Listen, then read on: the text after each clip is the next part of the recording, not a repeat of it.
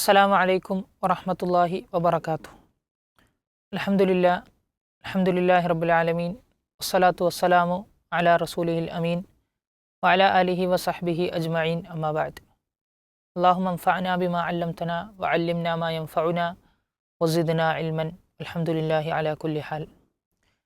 ഏറെ പ്രിയപ്പെട്ട QVP പഠിതാക്കളെ, അല്ലാഹു സുബ്ഹാനഹു വതആല പ്രവാചകൻ്റെ പത്നിമാരോടായിക്കൊണ്ട് കൽപ്പിക്കുന്ന ചില കൽപ്പനകൾ, അത് എല്ലാ മുസ്ലിം സ്ത്രീകളും പാലിക്കേണ്ടതായ ചില മര്യാദകളാണ് അല്ലാഹു സുബ്ഹാനഹു വതആല ഈ ആയത്തുകളിലൂടെ നമ്മെ പഠിപ്പിക്കുന്നത്. അല്ലാഹു സുബ്ഹാനഹു വതആല പറയുകയാണ്, നമുക്ക് ആയത്തൊന്ന് പാരായണം ചെയ്ത് നോക്കാം. അഊദു ബില്ലാഹി മിനശ് ശൈത്താനിർ റജീം. يا نساء النبي لستن كأحد من النساء إن اتقيتن فلا تخضعن بالقول فيطمع الذي في قلبه مرض وقلن قولا معروفا. അല്ലാഹു സുബ്ഹാനഹു വതആല പറയുകയാണ്, യാ നിസാ നബി, പ്രവാചക പത്നിമാരെ, ലസ്തുന്ന, നിങ്ങളല്ല, കഅഹദിൻ മിനൻ നിസാഇ, മറ്റ് സ്ത്രീകളെപ്പോലെയല്ല നിങ്ങൾ, ഇനിത്തഖൈതുന്ന, നിങ്ങൾ പ്രവാചകൻ്റെ പത്നിമാരാണ് എന്നുള്ള ഒരു സ്ഥാനമുണ്ട്, പക്ഷെ എന്നാലും ഇനിത്തഖൈതുന്ന, നിങ്ങൾ തഖ്വ പാലിക്കുകയാണെങ്കിൽ, ഫലാ തഖ്ദഅന ബിൽ ഖൗൽ, നിങ്ങൾ സംസാരത്തിൽ ഒരു വല്ലാത്തൊരു ലോലതയും ഒരു കൊഞ്ചിക്കുഴഞ്ഞുകൊണ്ടുള്ള ഒരു വളരെ താഴ്ന്നുകൊണ്ട് പുരുഷന്മാരെ ആകർഷിക്കും രൂപത്തിൽ നിങ്ങൾ സംസാരിക്കരുത്. അത്തരത്തിൽ വാക്കിൽ നിങ്ങൾ ഒരു ഖുദൂ, ഒരു വല്ലാത്തൊരു താഴ്മയും ഒരു ലോലതയും കാണിക്കരുത്. ഫയത്തുമ അല്ലദീ, എന്താണ് കാരണം, എന്താണ്? ഫയത്തുമ അല്ലദീ ഫീ ഖൽബിഹി മറദുൻ, തൻ്റെ ഹൃദയത്തിൽ രോഗമുള്ള ഒരാൾക്ക് മനസ്സിൽ നിങ്ങളോട് മോഹം തോന്നിയേക്കാം, ഒരു മോശം തരത്തിൽ മോഹം തോന്നിയേക്കാം, മനസ്സിൽ രോഗമുള്ള, അതുപോലെ തന്നെ അത്തരത്തിൽ മോശം മനസ്സ് ഉള്ള ആളുകൾക്ക് മോഹം തോന്നിയേക്കാം. വഖുൽന, മറിച്ച് നിങ്ങൾ പറയുക, ഖൗലൻ മഅറൂഫ, മാന്യമായ വാക്കുകൾ നിങ്ങൾ പറയുക. ഇവിടെ അല്ലാഹു സുബ്ഹാനഹു വതആല മുമ്പത്തെ ആയത്തുകളിൽ സൂചിപ്പിച്ചതുപോലെ, പ്രവാചക പത്നിമാരെ, നിങ്ങൾ മറ്റുള്ള സ്ത്രീകളെ പോലെയല്ല, നിങ്ങൾക്കുള്ള സ്ഥാനവും അള്ളാഹുവിൻ്റെ അടുത്ത് തന്നെയുള്ള മഹത്വവുമെല്ലാം നിങ്ങൾ മനസ്സിലാക്കി മറ്റുള്ളവർ ചെയ്യുന്നത് പോലെ, മറ്റുള്ളവരെ പോലെ നിങ്ങളായാൽ പോരാ. അത്തരത്തിൽ കേവലം താഴ്ന്ന ഭൗതിക ചിന്തകളും അതുമാത്രമായി കൊണ്ട് നിങ്ങൾ ജീവിച്ചാൽ പോരാ. നിങ്ങൾക്കുള്ള ദൗത്യവും നിങ്ങൾക്കുള്ള സ്ഥാനവുമെല്ലാം വളരെ വലുതാണ്. അതുപോലെ തന്നെ നിങ്ങൾ പുണ്യം ചെയ്യുകയാണെങ്കിലൊക്കെ നിങ്ങൾക്ക് വലിയ സ്ഥാനം ലഭിക്കുന്നതാണ്. പക്ഷേ എപ്പോൾ, എന്നിട്ട് അള്ളാഹു ഒരു നിബന്ധനയായി പറഞ്ഞു, നമ്മൾ നേരത്തെ സൂചിപ്പിച്ചു, ഇനിത്തഖൈതുന്ന, തഖ്വ പാലിച്ചാൽ എന്നുള്ളതാണ്. അപ്പോൾ അള്ളാഹു സുബ്ഹാനഹു വതആലയുടെ അടുത്ത് സ്ഥാനം നിർണ്ണയിക്കപ്പെടുന്നത്, ബാക്കി എന്തൊക്കെ സ്ഥാനങ്ങളുണ്ടെങ്കിലും ഒക്കെ പരിഗണനീയം തന്നെയാണ്. പക്ഷേ അതൊക്കെ പരിഗണിക്കണമെങ്കിലുള്ള നിബന്ധന എന്നുള്ളത് ഇതാണ്, തഖ്വ ഉള്ളയാളായിരിക്കണം എന്നുള്ളതാണ്. അള്ളാഹുവിൽ വിശ്വാസമുള്ള, അള്ളാഹുവിനെ സൂക്ഷിച്ചുകൊണ്ട് ജീവിതം ക്രമപ്പെടുത്തി ധർമ്മനിഷ്ഠ പാലിച്ച് ജീവിക്കുക എന്നുള്ളതാണ് അള്ളാഹുവിങ്കൽ സ്ഥാനം ലഭിക്കാൻ. അള്ളാഹു പറഞ്ഞല്ലോ, ഇന്ന അക്രമക്കും ഇൻദല്ലാഹി അത്ഖാക്കും, നിങ്ങളെ വ്യത്യസ്ത ഗോത്രങ്ങളും കുടുംബങ്ങളും ഒക്കെയാക്കി മാറ്റി, പക്ഷേ അതിലൊക്കെ നിങ്ങളുടെ ഇടയിൽ ഏറ്റവും അള്ളാഹുവിങ്കൽ മാന്യരായിട്ടുള്ള ആളുകൾ, അള്ളാഹുവിങ്കൽ ഏറ്റവും സ്ഥാനമുള്ള ആളുകൾ, അത്ഖാക്കും, നിങ്ങളിൽ ഏറ്റവും തഖ്വ പാലിക്കുന്ന, സൂക്ഷ്മത പാലിച്ച് ധർമ്മനിഷ്ഠ പാലിച്ച് ജീവിക്കുന്ന ആളുകളാണ് അള്ളാഹുവിങ്കൽ സ്ഥാനം അർഹിക്കുന്ന ആളുകൾ എന്നുള്ളത്. അപ്പോൾ ആരുടെ സ്ഥാനവും അള്ളാഹുവിങ്കൽ പരിഗണനീയമാകണമെന്നുണ്ടെങ്കിൽ അവിടെ അയാൾ തഖ്വ പാലിച്ച് ജീവിക്കുന്നവർ ഒരാളായിരിക്കണം എന്നുള്ളതാണ് ഇസ്ലാം നമ്മെ പഠിപ്പിക്കുന്നത്. റസൂലുള്ളാഹി സ്വല്ലല്ലാഹു അലൈഹി വസല്ലമ പറഞ്ഞു, ഖിയാറുഹും ഫിൽ ജാഹിലിയത്തി ഖിയാറുഹും ഫിൽ ഇസ്ലാം. ജാഹിലിയത്തിൽ, ഇസ്ലാമിന് മുമ്പും സമൂഹത്തിൽ നല്ല സ്ഥാനവും മഹത്വവും പേര് ഒക്കെയുള്ള ആളുകളാണെങ്കിൽ അവർ ഇസ്ലാമിൽ വന്നാലും അവർക്ക് സ്ഥാനങ്ങളും മഹത്വവും ഒക്കെ ഉണ്ടാകുന്നതാണ്. പക്ഷേ ഇദാ ഫഖുഹു, അവർ ദീനിൽ അവഗാഹം നേടിയാൽ, ദീനിൽ അവഗാഹം നേടേണ്ട രൂപത്തിൽ അവഗാഹം നേടിയാൽ, അത്തരത്തിൽ അള്ളാഹുവിനെ മനസ്സിലാക്കി അള്ളാഹുവിനെ സൂക്ഷിച്ചുകൊണ്ട് ജീവിച്ചാൽ നിങ്ങൾക്കുള്ള സ്ഥാനം ഇസ്ലാമിലാണെങ്കിലും നിങ്ങൾക്ക് ആ ഒരു സ്ഥാനവും മഹത്വവും ഒക്കെ അവിടെ നിലനിൽക്കുന്നതാണ് എന്ന് അള്ളാഹു സുബ്ഹാനഹു വതആല പറയുകയാണ്. ഇവിടെ അള്ളാഹു പിന്നീട് പറഞ്ഞത് പ്രവാചക പത്നിമാർ പ്രത്യേകം ശ്രദ്ധിക്കേണ്ടതും എന്നാൽ എല്ലാ മുസ്ലിം സ്ത്രീകളോടുമുള്ള ഒരു കൽപ്പനയാണ്. സംസാരിക്കുമ്പോൾ, പുരുഷന്മാരോട് സംസാരിക്കുമ്പോൾ വല്ലാതെ കൊഞ്ചിക്കുഴഞ്ഞ് അവരെ ആകർഷിക്കുന്ന രൂപത്തിൽ നിങ്ങൾ സംസാരിക്കരുത് എന്ന് അള്ളാഹു സുബ്ഹാനഹു വ തആല പറയുകയാണ്. കാരണം മനസ്സിൽ ഇത്തരത്തിൽ മോശം ചിന്തകളും വികാരങ്ങളും രോഗങ്ങളും ഉള്ള ആളുകൾക്ക് മനസ്സിൽ നിങ്ങളോട് ആഗ്രഹം തോന്നിയേക്കാം, അത് നല്ല രീതിയിലല്ല ചെന്ന് കലാശിക്കുക. എന്നിട്ട് അള്ളാഹു അവസാനം പറഞ്ഞു വഖുൽന ഖൗലൻ മഅറൂഫ, നല്ല മാന്യമായ രീതിയിൽ മാത്രം നിങ്ങൾ സംസാരിക്കുക. ആവശ്യമുള്ള കാര്യങ്ങൾ ഏറ്റവും മാന്യമായ രൂപത്തിൽ. ആദ്യം പറഞ്ഞു കൊഞ്ചിക്കുഴഞ്ഞ് സംസാരിക്കരുത്, അപ്പോൾ വളരെ പരുഷമായിക്കൊണ്ട് ആളുകളെ വെറുപ്പിക്കുന്ന രൂപത്തിൽ സംസാരിക്കണമെന്നുമല്ല. അതിൻ്റെ ഒരു ഇടയിൽ മാന്യമായിക്കൊണ്ട് ഒരു ഒരു ഒരു മധ്യമ നിലപാടിൽ നിങ്ങൾ യഥാർത്ഥ നന്മ നിറഞ്ഞ സംസാരങ്ങൾ സംസാരിക്കണം അല്ലാഹു സുബ്ഹാനഹു വ തആല പഠിപ്പിക്കുകയാണ്. ഇവിടെ അല്ലാഹു സുബ്ഹാനഹു വ തആല ഇവിടെ പറഞ്ഞല്ലോ ഇനിത്തഖൈതുന്ന, പ്രവാചകൻ പത്നിമാരെ നിങ്ങൾ ബാക്കിയുള്ള സ്ത്രീകളെ പോലെയല്ല, നിങ്ങൾ സൂക്ഷ്മത പാലിക്കുകയാണെങ്കിൽ എന്ന തരത്തിൽ നമ്മൾ അർത്ഥം പറഞ്ഞു. എന്നാൽ മറ്റൊരു തരത്തിലും അതിന് അർത്ഥം വിവക്ഷിക്കപ്പെടാവുന്നതാണ്. അതായത് യാ നിസാ നബി ലസ്തുന്ന കഅഹദിൻ മിനൻ നിസാ, നിങ്ങൾ മറ്റുള്ള സ്ത്രീകളെ പോലെയല്ല, അതവിടെ കഴിഞ്ഞു. പിന്നീട് ഇനിത്തഖൈതുന്ന ഫലാ തഖ്തഅന ബിൽ ഖൗൽ, രണ്ടാമത്തെ ഒരു അർത്ഥം എന്നുള്ളത് നിങ്ങൾ സംസാരത്തിൽ വല്ലാതെ നൈർമല്യം കാണിക്കരുത് എന്നതിലേക്ക് ചേർത്തി നിങ്ങൾ അള്ളാഹുവിനെ സൂക്ഷിക്കുന്നുണ്ട് എങ്കിൽ, നിങ്ങൾ തഖ്വ പാലിക്കുന്നുണ്ട് എങ്കിൽ നിങ്ങളുടെ സംസാരത്തിൽ ആ ഒരു മര്യാദ നിങ്ങൾ പാലിക്കണം എന്ന തരത്തിലും അതിൻ്റെ അർത്ഥം നമുക്ക് വെക്കാവുന്നതാണ്. പിന്നീട് അള്ളാഹു അവരോടായി മറ്റു ചില കൽപ്പനകൾ പറയുകയാണ്. അള്ളാഹു പറയുന്നു വഖർന ഫീ ബുയൂതികുന്ന വലാ തബറജ്ന തബറുജൽ ജാഹിലിയ്യത്തിൽ ഊലാ وأقمنا الصلاة وآتينا الزكاة وأطعنا الله ورسوله إنما يريد الله ليذهب عنكم الرجس أهل البيت ويطهركم تطهيرا واذكرن ما يتلى في بيوتكن من آيات الله والحكمة إن الله كان لطيفا خبيرا. പിന്നീട് അല്ലാഹു സുബ്ഹാനഹു വ തആല പ്രവാചക പത്നിമാരോടായി കൽപ്പിക്കുകയാണ് വഖർന ഫീ ബുയൂതികുന്ന, നിങ്ങൾ നിലകൊള്ളുക, നിങ്ങൾ അടങ്ങിക്കഴിയുക, നിങ്ങൾ സ്ഥിരമായി കഴിയുക. ഫീ ബുയൂതികുന്ന, നിങ്ങളുടെ വീടുകളിൽ നിങ്ങൾ സ്ഥിരമായി അടങ്ങിക്കഴിയുക. വലാ തബറജ്ന, നിങ്ങൾ നിങ്ങളുടെ സൗന്ദര്യം പ്രകടിപ്പിച്ചുകൊണ്ട് പുറത്തിറങ്ങി നടക്കരുത്.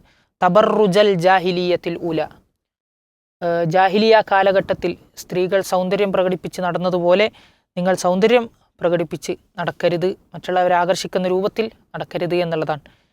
ഇവിടെ അല്ലാഹു സുബ്ഹാനഹു വ തആല സ്ത്രീകളുടെ അടിസ്ഥാനപരമായി അവർ ചെയ്യേണ്ട ഒരു കാര്യമായി പഠിപ്പിക്കുന്നത്, സ്ത്രീകൾ അവരുടെ വീടുകളിൽ കഴിയുക എന്നുള്ളതാണ് അവർ ചെയ്യേണ്ട കാര്യം.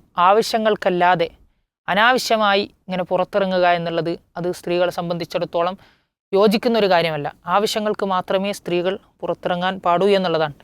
ഇവിടെ നമ്മൾ മനസ്സിലാക്കേണ്ടത് വഖർന എന്നും ഒരു ഖിറാഅത്തുണ്ട്. അതുപോലെ തന്നെ അധിക ആളുകളുടെയും ഖിറാഅത്ത് ഓത്ത് എന്നുള്ളത് വഖിർന ഫി ബുയൂതികുന്ന എന്നുള്ളതാണ്. അതിൻ്റെ അർത്ഥം നമുക്ക് വലിയൊരു ഫായിദ തരുന്നുണ്ട്. വഖർന എന്ന് പറഞ്ഞാൽ നിങ്ങൾ അടങ്ങിക്കഴിയുക എന്നുള്ളതാണ്. വഖിർന എന്ന് പറഞ്ഞാൽ നിങ്ങൾ വഖാറുള്ളവരാവുക, ഗാംഭീര്യമുള്ള അന്തസ്സുള്ള ആളുകളാവുക എന്ന് സ്ത്രീകളോടായി പ്രവാചക പത്നിമാരോട് കൽപ്പിക്കുകയാണ്. ഈ രണ്ട് ഖിറാഅത്തുകളും കൂട്ടിയോജിപ്പിച്ചുകൊണ്ട് പണ്ഡിതന്മാർ നമുക്ക് പഠിപ്പിച്ചു തരുന്നു, ഒരു സ്ത്രീയുടെ അന്തസ്സ്, ഒരു സ്ത്രീയുടെ അഭിമാനം, അവളുടെ സ്ത്രീത്വത്തിൻ്റെ പൂർണ്ണത എന്ന് പറയുന്നത് അവളുടെ വീടിനെ പരിപാലിച്ചുകൊണ്ട് വീട്ടിൽ കഴിയുകയും ആവശ്യമില്ലാതെ പുറത്തിറങ്ങാതിരിക്കുകയും ചെയ്യുക എന്നുള്ളതാണ്. മൂസാ നബി അലൈഹി സ്വലാമിൻ്റെ ചരിത്രത്തിൽ അവിടെ മദിയനിലെ വെള്ളക്കെട്ടിൻ്റെ അടുത്ത് വെച്ച് കണ്ട രണ്ട് സ്ത്രീകളെക്കുറിച്ച് പരാമർശിക്കുന്നിടത്ത് അള്ളാഹു അതിലെ ഒരു സ്ത്രീയുടെ നടത്തത്തെക്കുറിച്ച് പരാമർശിച്ചല്ലോ.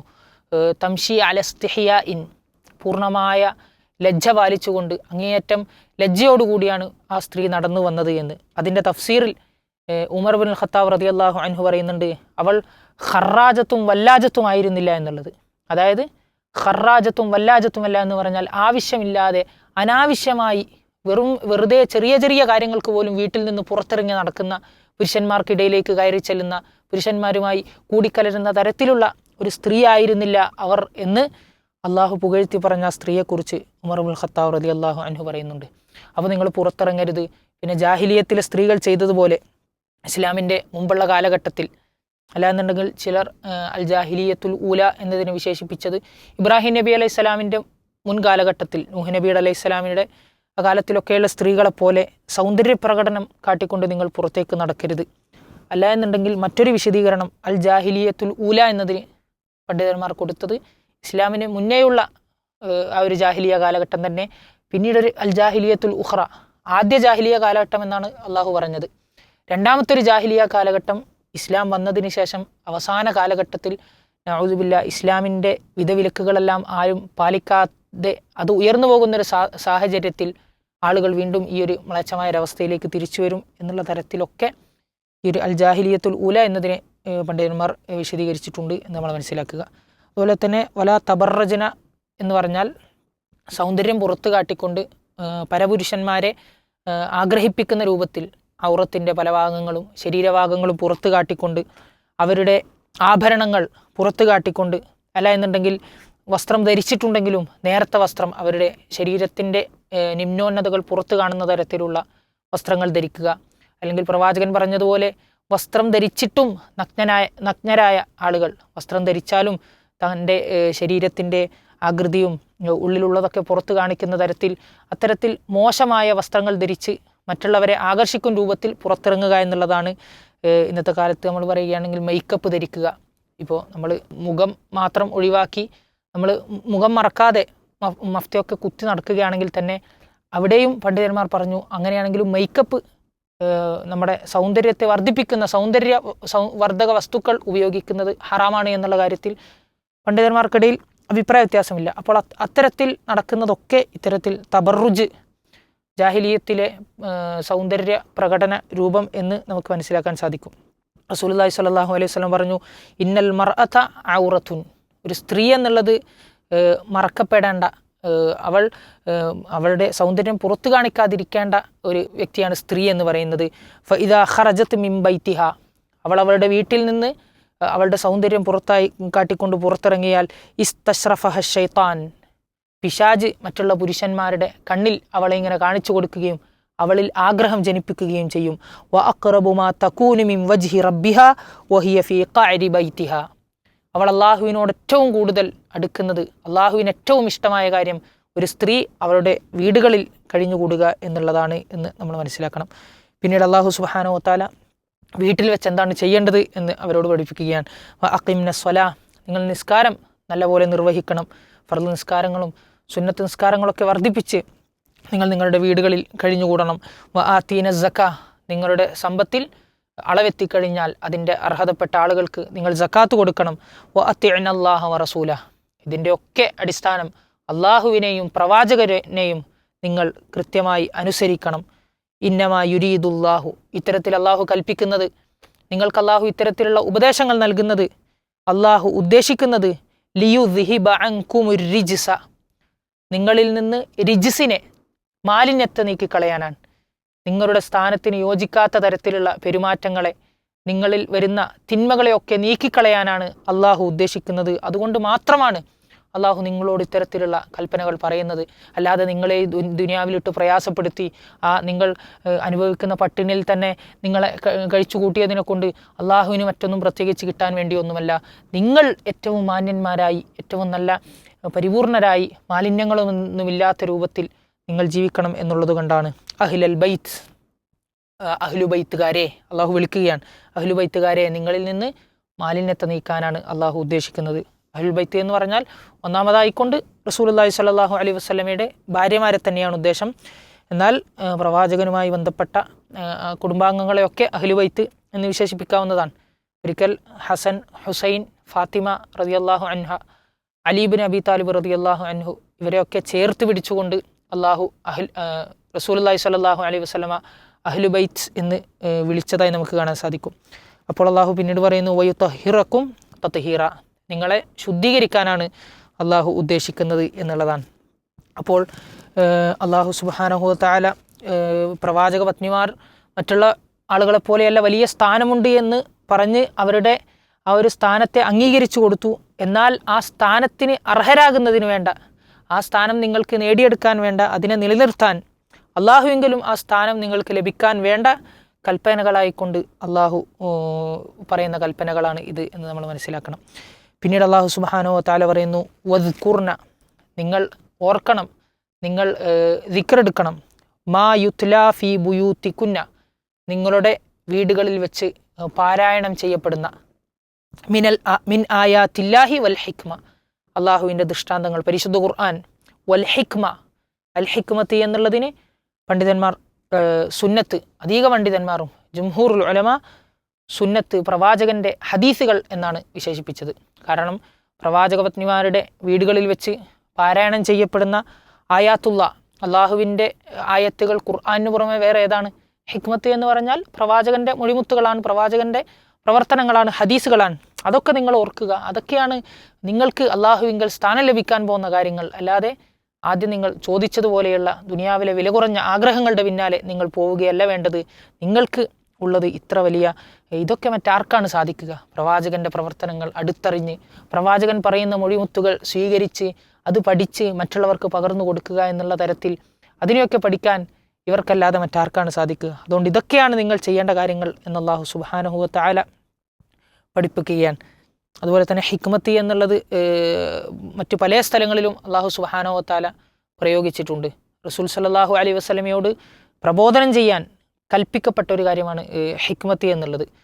അതുപോലെ തന്നെ നമ്മൾ മുസ്ലിമീങ്ങളെ അഭിസംബോധന ചെയ്തുകൊണ്ടും അല്ലാഹു നിങ്ങൾ ഖുർആനും ഹിക്മത്തും അനുസരിക്കണം, അത് നിങ്ങൾ കേൾക്കണം, അതിനെ നിങ്ങൾ അനുസരിച്ച് ജീവിതം ക്രമപ്പെടുത്തണം എന്നുള്ള തരത്തിൽ അല്ലാഹു പല സ്ഥലങ്ങളിലും പറഞ്ഞിട്ടുണ്ട്. ഇതൊക്കെ വെച്ച് അല്ലാഹു വഹീ കൊടുത്ത അല്ലാഹുവിൻ്റെ വഹീ തന്നെയാണ്. പ്രവാചകൻ പറഞ്ഞതുപോലെ ഊതീതുൽ ഖുർആന വമിസ്ലഹു മഅഹു, എനിക്ക് ഖുർആനും അതുപോലെ വേറെയും അല്ലാഹു എനിക്ക് വഹിയായി നൽകിയിട്ടുണ്ട് എന്ന്. ഖുർആനും ഹദീസും വഹി എന്ന് തന്നെയാണ് ഇത്തരത്തിലുള്ള ആയത്തുകൾ നമ്മെ പഠിപ്പിക്കുന്നത്. എന്നിട്ട് അല്ലാഹു പറയുകയാണ്, ഇന്നല്ലാഹ കാന ലതീഫൻ ഖബീറ, അല്ലാഹു ലതീഫും ഖബീറുമാണ്, സൂക്ഷ്മജ്ഞാനിയാണ്. അവിടെ നമ്മൾ മനസ്സിലാക്കണം, ലത്തീഫ് എന്നതിന് രണ്ട് തരത്തിലാണ് അർത്ഥമുള്ളത്. ഒന്ന്, ലത്തീഫായ റബ്ബ് എന്ന് പറഞ്ഞാൽ എല്ലാ കാര്യങ്ങളും വളരെ സസൂക്ഷ്മം നിരീക്ഷിച്ചറിയുന്ന, യാതൊരു കാര്യവും ഗോപ്യമായി പോകാത്ത അറിവുള്ള അള്ളാഹുവിനാണ് ലത്തീഫ് എന്നുള്ള അർത്ഥം സൂചിപ്പിക്കുന്നത്.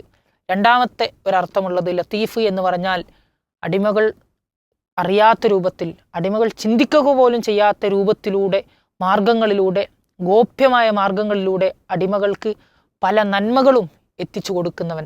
അടിമകളുടെ ജീവിതങ്ങളിൽ ചിലപ്പോൾ പല പ്രയാസങ്ങളും പ്രതിസന്ധികളും ഉണ്ടെങ്കിലും അതിൻ്റെ ഇടയിലൂടെ ഒളിഞ്ഞു വരുന്ന വലിയ വലിയ നന്മകൾ, അള്ളാഹു നമ്മുടെ ജീവിതത്തിലേക്ക് തരുന്ന വലിയ വലിയ നന്മകൾ, നമ്മളറിയാതെ അള്ളാഹു തരുന്ന നന്മകൾ, അങ്ങനെ നന്മകൾ എത്തിച്ചു തരുന്ന റബ്ബ് എന്നും ലത്തീഫ് എന്ന് അർത്ഥമുണ്ട്.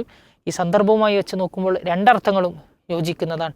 നിങ്ങൾ ചെയ്യുന്ന എല്ലാം അള്ളാഹു സസൂക്ഷ്മം അറിയുമെന്നും, അതുപോലെ തന്നെ പ്രവാചക പത്നിമാരെ, നിങ്ങൾക്ക് ഈ പറയുന്ന കൽപ്പനകൾ നിങ്ങൾക്ക് പ്രയാസമായി തോന്നരുത്. ഒരിക്കലും അത് പ്രയാസത്തിന് വേണ്ടിയുള്ളതല്ല. അതിലൂടെ അള്ളാഹു വലിയ വലിയ നന്മകളാണ് നിങ്ങളിലേക്ക് എത്തിക്കാൻ ഉദ്ദേശിക്കുന്നത് എന്നുള്ള ഒരർത്ഥവും ഇവിടെ സാന്ദർഭികമായി നമുക്ക് മനസ്സിലാക്കാൻ സാധിക്കുന്നതാണ്. ഇൻഷാ അല്ലാഹ് ഇനി വരുന്ന ആയത്തുകൾ അടുത്ത ക്ലാസ്സുകളിൽ നമുക്ക് പഠിക്കാം. വാഖിറു ദഅ്വാനാ അൽഹംദുലില്ലാഹി റബ്ബിൽ ആലമീൻ വസല്ലല്ലാഹു വസല്ലിം അലാ നബിയിനാ മുഹമ്മദ്.